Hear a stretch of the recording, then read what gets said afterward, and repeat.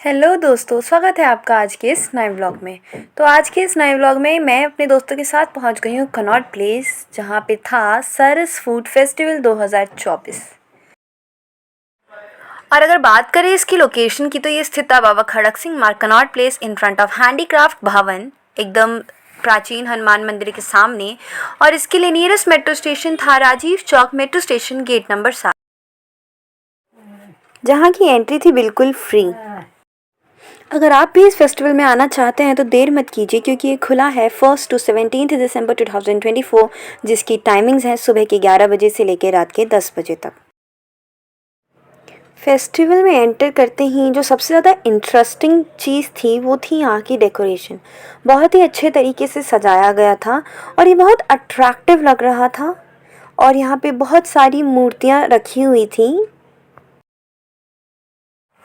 अगर आपको भी शौक़ है अलग अलग राज्यों के अलग अलग व्यंजनों को ट्राई करने का, तो अब आपको राज्यों के पास जाने की ज़रूरत नहीं है, क्योंकि अब राज्य खुद ब खुद चल के आपके पास आ गए हैं।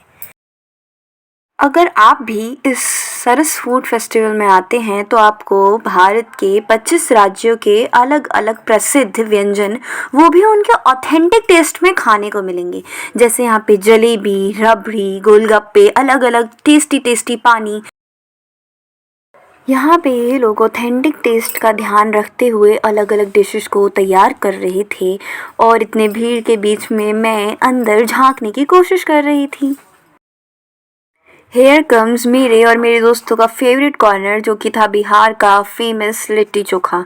यहाँ पे ये दीदियाँ बिल्कुल ही ऑथेंटिक तरीके से चूल्हे पे लिट्टी को पहले सेक रही थी, उसके बाद उसको देसी घी में डुबो करके चोखा, और जिसको चिकन मटन के साथ खाना था वो भी परोस रही थी। बिहार के बिल्कुल जस्ट बगल में झारखंड का स्टॉल लगा हुआ था, वहाँ पे भी कुछ अलग अलग तरीके की डिशेस देखने को मिले, जिसका नाम मेरे को तो नहीं पता था। मेरे और मेरे दोस्तों ने मिलकर लिट्टी चोखा ट्राई किया, अरुणाचल प्रदेश एंड सिक्किम के मोमोज ट्राई किए, and literally they were my favourite. उसके बाद एक बहुत ही प्यारा सेक्शन आया, जहाँ पे बहुत ही बड़ी बड़ी, बहुत ही प्यारी प्यारी हाथ से बनाई गई मूर्तियाँ रखी हुई थी, जो बहुत ही सुंदर थी। मूर्तियों के साथ साथ वहाँ पे बहुत से स्टॉल्स लगाए गए थे, जहाँ पे हैंडमेड खिलौने भी रखे हुए थे बच्चों के लिए। हैंडमेड हाथों से बनाई गई सारी चीज़ें थी, जैसे कुछ मूर्तियाँ थी पीतल के कलर की। यहाँ पे पैर था, शंख थे, ताले थे, और भी बहुत छोटी छोटी प्यारी प्यारी मूर्तियाँ थीं। इसके जस्ट बगल में एक बहुत ही प्यारा सा मैंने एक स्टॉल देखा था, जो कि था कपड़ों का। एंड लिटरली देवर लाइक, उनका फैब्रिक इतना प्यारा था एंड उनके डिज़ाइंस बहुत ही मुझे पसंद आए, जिसमें से हमने एक दो लिए भी थे।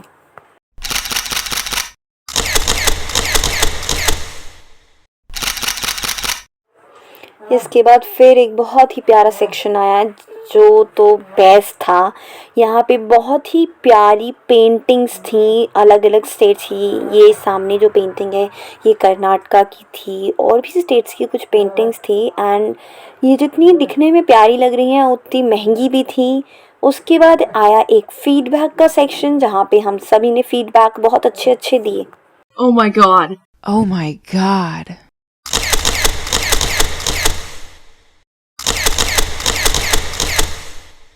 इसके बाद वी ऑल ट्राइड हिमाचल का siddu, which was very unique in its own way.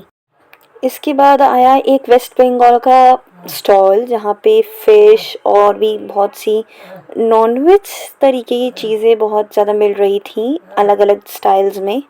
वहाँ पे हमें इतनी सारी डिशेस देखने और सुनने को मिली कि मुझे अब बहुत सी डिशेस के नेम्स याद भी नहीं है।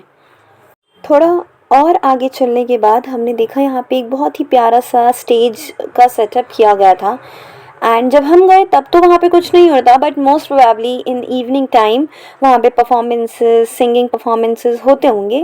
बट ये बहुत ही प्यारा लग रहा था। वंस अगेन यहाँ पे ऐसा देख के लग रहा था कि ये एक मिनी इंडिया है, जहाँ पे अलग अलग स्टेट के लोग आए हुए हैं, अलग अलग स्टेट की डिशेस ट्राई कर रहे हैं।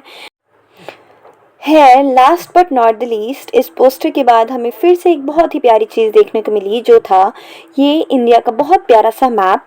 इस मैप में अलग अलग स्टेट्स को अलग अलग सीरियल से डिनोट किया गया था, जो वहाँ पे ग्रो किए जाते हैं और जहाँ से बिलोंग करते हैं। फॉर एग्जांपल चना, साबूदाना, चीनी एंड एट्सेट्रा। उसके बाद हो गया हमारे घर जाने का टाइम। सो यहाँ के बारे में बस आज इतना ही, एंड फिर मैं और मेरी फ्रेंड्स ये कुछ क्यूट सी वीडियोस बनाते हुए। That's it for today's vlog. Thank you for watching. Like, comment, share, subscribe.